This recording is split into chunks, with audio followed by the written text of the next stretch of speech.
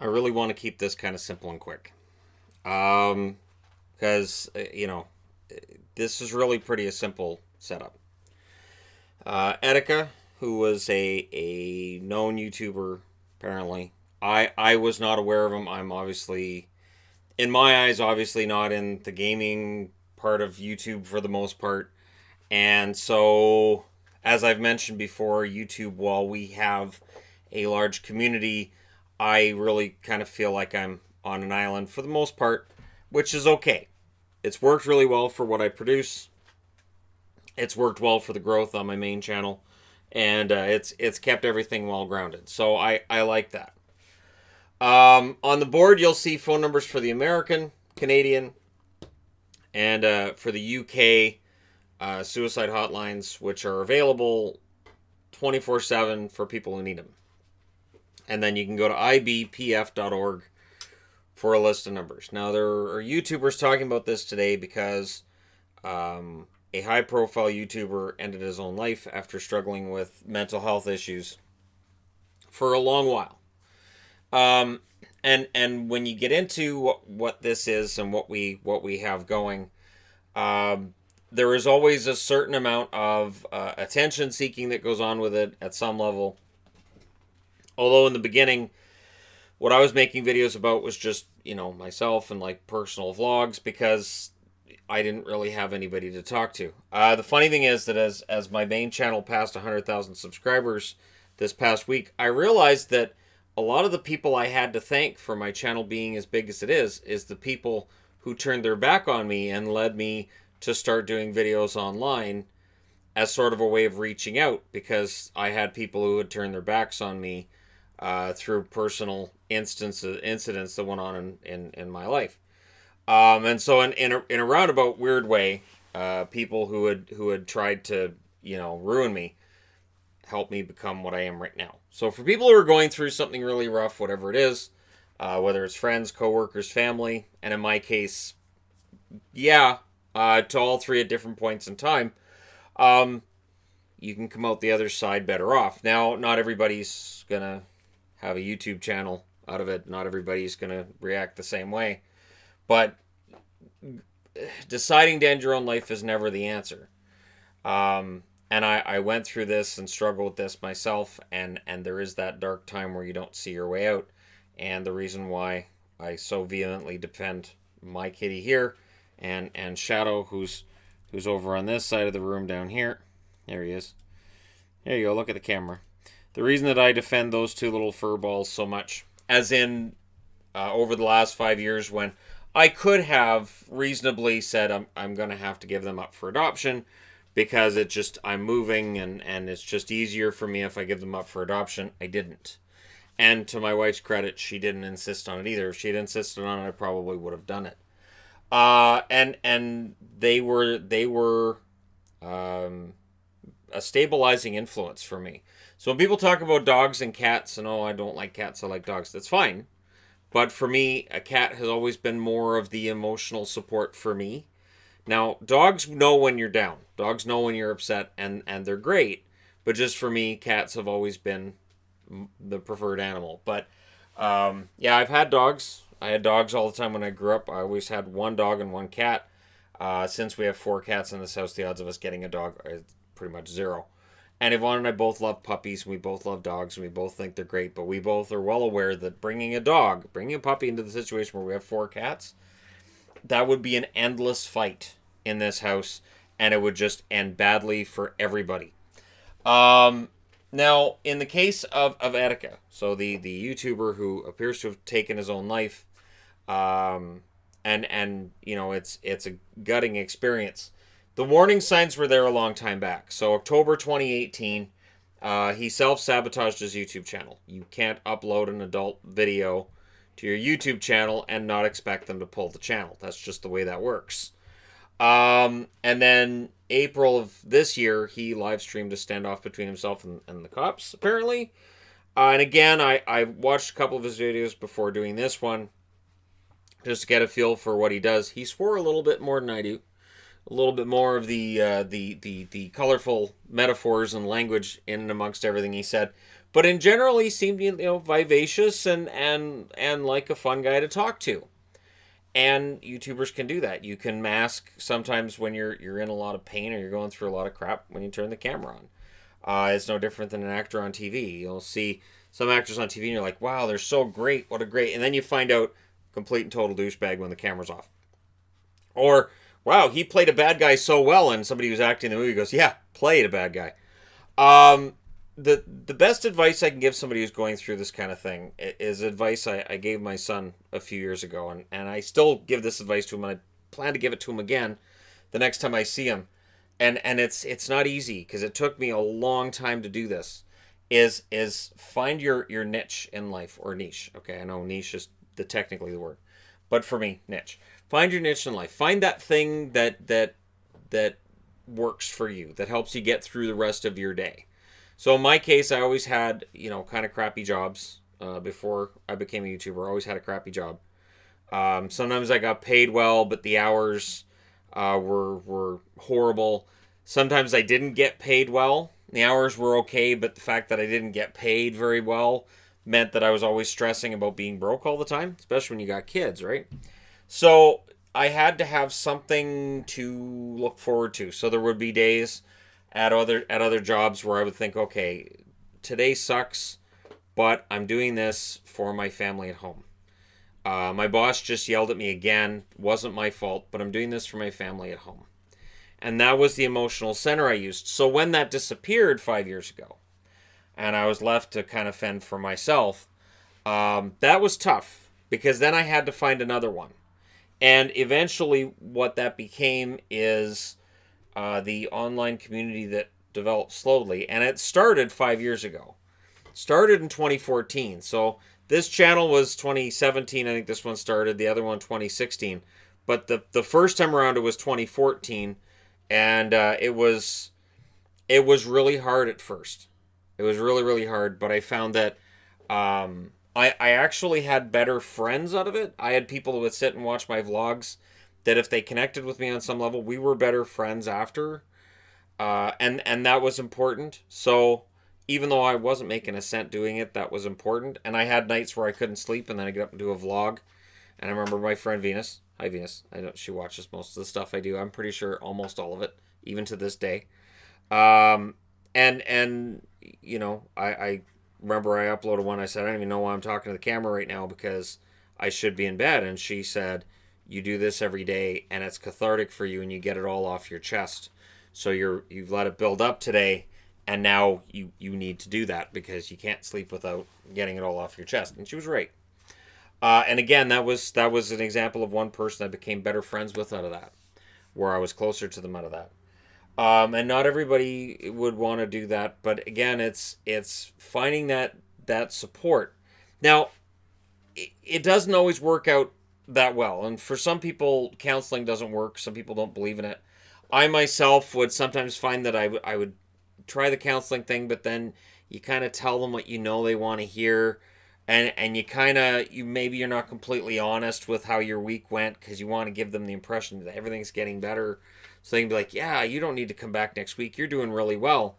And sadly, I think that's genetic. I think my dad had that. I think my son goes through that too, where you can sort of, yeah, everything's fine, it's just fine, and it's not.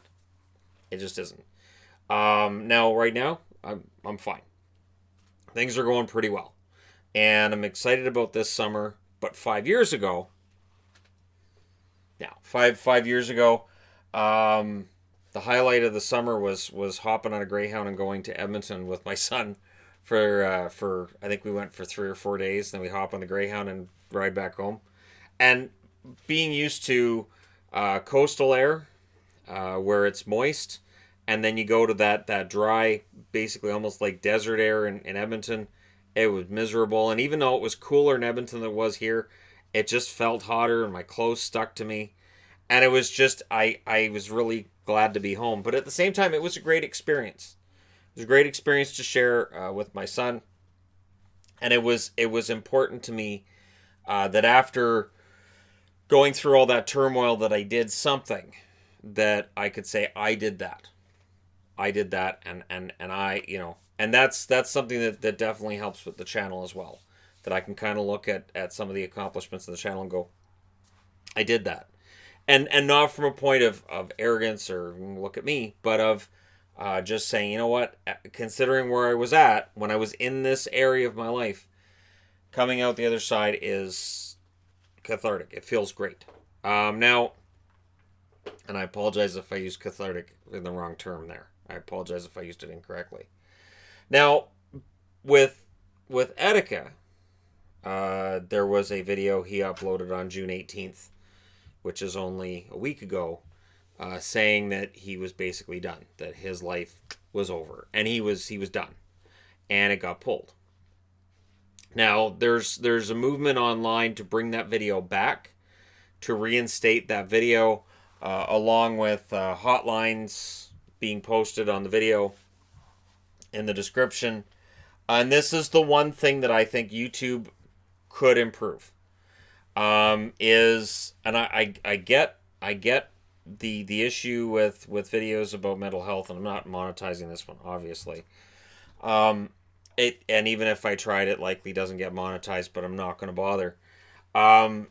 It's kind of a tricky thing, but this company that hosts these videos and doesn't charge us for hosting, which in some cases my videos definitely lose them money. On this channel, I'm 90% sure that they would actually lose money considering all the bandwidth and everything of me uploading and then people watching them. I think that either the support isn't there for some, or it may not be as apparent as it should be. And I'm impressed with the community we have.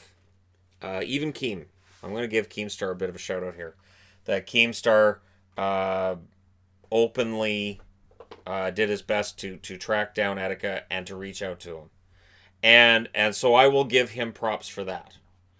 And certainly there have been a couple of instances where subscribers that I know have expressed some alarming depressive thoughts, and my wife and I have helped and reached out. And there have been times where I've had emails where I've tried my best to help. And it's tricky because I'm not a trained professional, and I've been in that spot myself. So it's hard for me to try to provide advice and try to provide some kind of help without sounding smarmy or like I'm brushing them off, or like you're treating it like it's no big deal. Sometimes when you feel this way, when you feel like, yeah, life's just done for me, you feel like my problems are not anything for anybody else to worry about. I can't overcome them, and really, I'm so trivial that I'm really not worth their time. I'm not worth their effort, and it is a tricky place to be in. So, while there are a lot of people on YouTube today posting videos about this, and I wasn't going to, but I thought about it, and I thought, Shannon, you've talked about mental health stuff before. You should at least post something. And I don't know this, and I'll say kid because he was 29 and I'm older than 29. I don't know what this man was going through. I don't know what drove him. I don't know what kind of other issues were there. If there was a bipolar issue that was in there, and from all reports, it sounds like he had sought help before, and sometimes it's hard to stay on that wagon. So, I guess the best way to close this out is to say if you feel like self-sabotage, which I will say is a thing, 110% it's a thing. And I have done it myself going back to when I was a teenager, to whether it was I felt that I was caring too much about somebody, so I would intentionally sacrifice the friendship, the relationship, or I felt like I couldn't be trusted, that I thought, I was, I would exclude myself, I would make myself the outcast, and I would pull away, and I would get into that, and I've always called it self-sabotage. And when I met my lovely wife, I straight up told her, I do this. So if you see these signs that I'm exhibiting this behavior, Here's what you need to do. And she's the first person that I was ever with that I actually articulated these things to, and I made it clear to her. And signs that I'm getting into that self sabotage. Because especially in a romantic relationship, when you feel like you're vulnerable, it's very easy to say, I don't think so, and to just take it and just shove it as far as you can the other way. And in most cases, people are gonna be like, I can't be bothered. I can't be bothered. It's not worth my time. This is too much drama. And then when that person leaves, then that voice in your head says, see, you're worthless. Told you. Told you that was going to happen. And so, that's where that goes. And, if you're not able to overcome it, it can be tough. So, it does get better, and you'll hear this. But I'm saying right now that as somebody who's been through a lot, and a ton, it does get better. Things got better for me, and I'm not saying that I'm in the clear. Definitely, I'm as vulnerable as anybody else to a complete and total off the cliff kind of experience with life, because life does that at points. But I am no longer in the place I was 5 years ago. And it is amazing to me that it's only been 5 years. And at the same time, there's a part of me that feels like that happened to somebody else. Things have changed so dramatically. It feels like that happened to somebody else. And I'm no longer the person that I was when I went through that. But if you are, find what makes you happy. Find that little thing that every day you can get through. And, that's the trick for me. And at some point, it can be hard to find that. Find that thing that makes you happy, and just focus on that when you're going through all the other crap in your daily life. And there's always crap, and there are still days where I wake up and I'm like, oh man, I'm miserable. This is rough, but you got to push through them, because when you get through those days and you get to the good ones, they're worth it. Anyways, let me know what you guys think in the comment section below, as always. Don't forget to hit like and subscribe if you're browsing your way through. You just happened upon this video. And once again, the most important thing out of this video is it's not an answer. The ending your own life thing isn't an answer. The 13 Reasons Why might be a fine series. I've never watched it because I don't need that crap in my head. But it's not an answer.